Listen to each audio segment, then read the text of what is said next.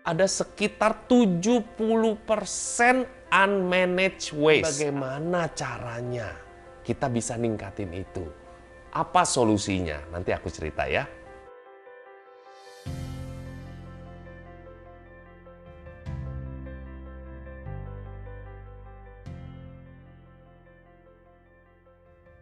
Kalau yang saya tahu, kalau botol plastik sih biasanya didaur ulangnya jadi produk plastik lagi, kayak ember, gayung, dan perlengkapan plastik lainnya sih, gitu.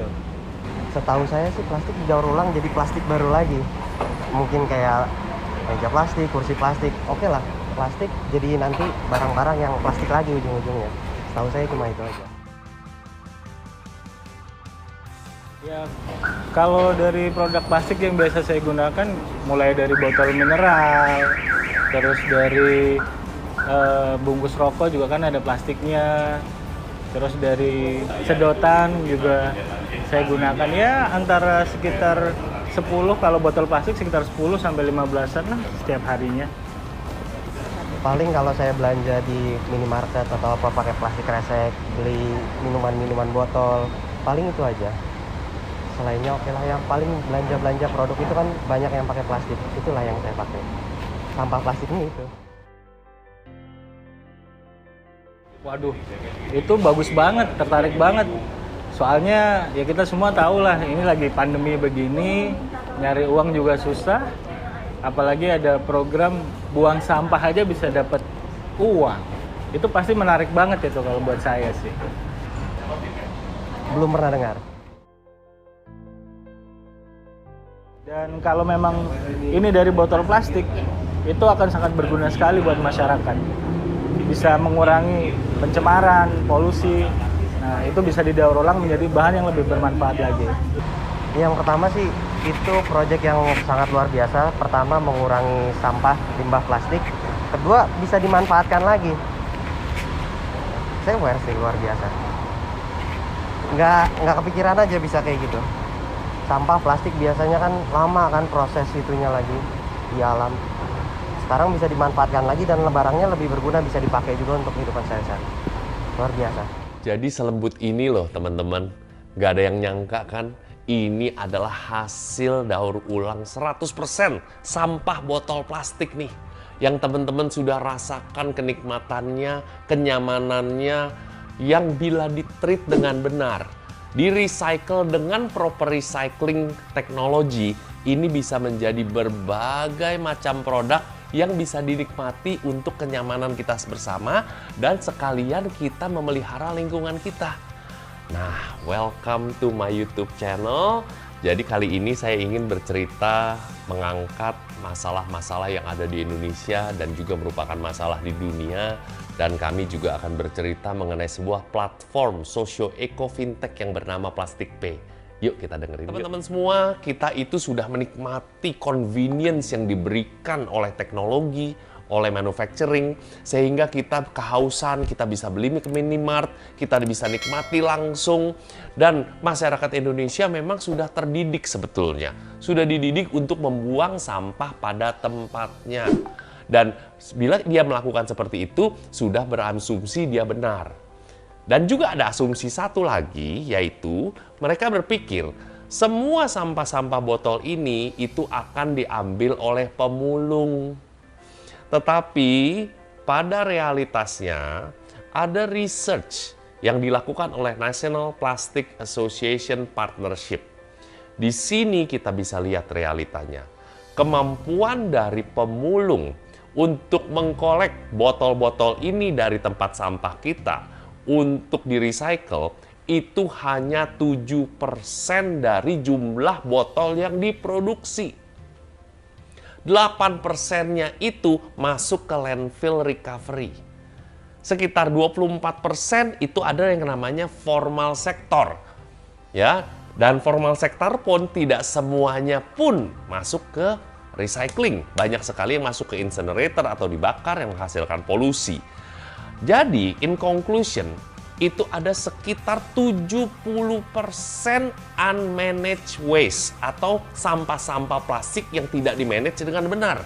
Dan itu adanya di mal sektor. Di kita-kita ini semua nih yang masih bertanggung jawab.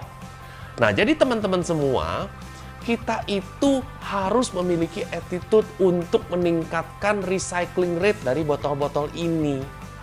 Dan bagaimana caranya kita bisa ningkatin itu? Apa solusinya? Nanti aku cerita ya. Tahu nggak teman-teman, bagaimana sih Plastik Pay lahir? Sekitar 2 tahun yang lalu, saya itu ngopi-ngopi sama teman saya. Sudah lama nggak ketemu. Dan dia sambil ngopi-ngopi, dia sibuk telepon terus. Kayaknya mukanya pusing banget. Dan akhirnya saya tanya, kenapa bro? Lu sibuk banget? Dia bilang, bro, bahan baku untuk pabrik gue nggak keluar, ada di pelabuhan. Bro, lu bukan dari recycling? Iya, perusahaan gue memang perusahaan recycling. Apa bro yang bahan baku lu? Bahan baku gue, dia bilang, itu sampah botol plastik. Dan ini gue harus import. Nah, disitulah teman-teman, mata saya terbelalak. Kan kita semua tahu faktanya. Indonesia itu penghasil sampah plastik kedua terbesar di Indonesia. Lah, kok teman saya yang punya pabrik recycling ini mesti import? Saya langsung keblinger. Dan disinilah, karena background saya itu saya memiliki perusahaan teknologi. Lalu disitulah saya mulai berputar otak saya. Saya mulai mengkonsepkan. Saya mulai membuat, mulai orat-oret. Apa yang kita bisa lakukan untuk menyelesaikan masalah-masalah yang ada. Oleh sebab itulah tercetuslah ide platform sosio-eko fintech yang namanya Plastik Pay. Plastik Pay bersama founders dan co-foundersnya itu memiliki sebuah visi yang besar.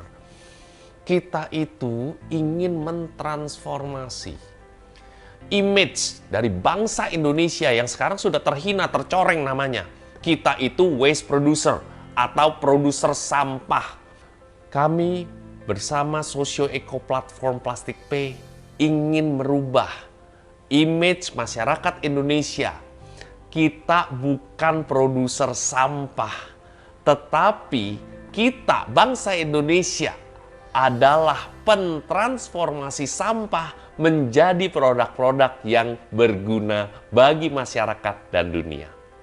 Teman-teman pasti curious deh, gimana sih kita bangsa Indonesia bisa mentransformasi sampah botol plastik menjadi produk yang tadi saya pegang-pegang tuh menjadi begitu lembut. Jadi prosesnya itu sebetulnya adalah kita melakukan pencucian, pencacahan, dan di sini produknya akan timbul seperti flakes nih, teman-teman. Seperti flakes seperti ini nih. Nah, lalu dari sini kita akan proses ulang kembali di dalam pabrik ya menjadi bahan seperti ini nih. Seperti kapas.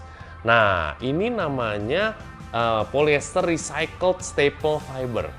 Nah, produk ini adalah sebagai bahan dasar dari berbagai produk lanjutan lagi yang bisa digunakan untuk sebagai bahan tekstil, untuk bahan-bahan isinya jaket, boneka, dan juga Plastik Pay itu mentransformasi barang-barang yang tadinya digunakan untuk industri itu bisa digunakan sehari-hari. Contohnya adalah seperti ini.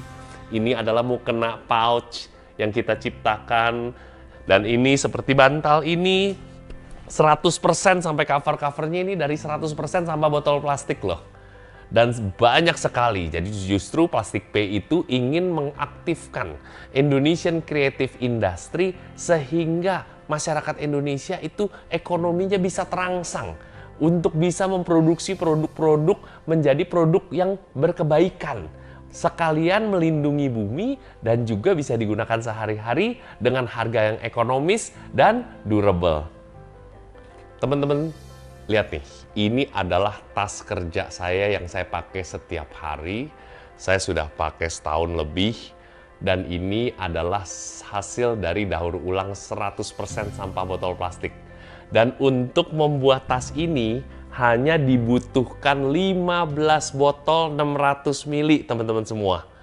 Dan sebagai apresiasi saya untuk teman-teman yang udah nonton acara ini, saya menyediakan hadiah 2 buah tas ini. Yang tas ini pun, tote bag ini didesain di Melbourne, Australia. Jadi bahan-bahan recycling pun bisa masuk ke fashion industry, teman-teman. Ya, jadi bagi teman-teman yang mempunyai komen unik atau memberikan ide positif, barang-barang recycled apa sih yang bisa digunakan atau bisa diciptakan sehingga bisa membantu bumi dan juga memberikan circular economy kepada Indonesia dengan meningkatkan recycling rate. Jadi kasih komen terunik, terbaik, terpositif akan mendapatkan 2 hadiah tas cantik ini.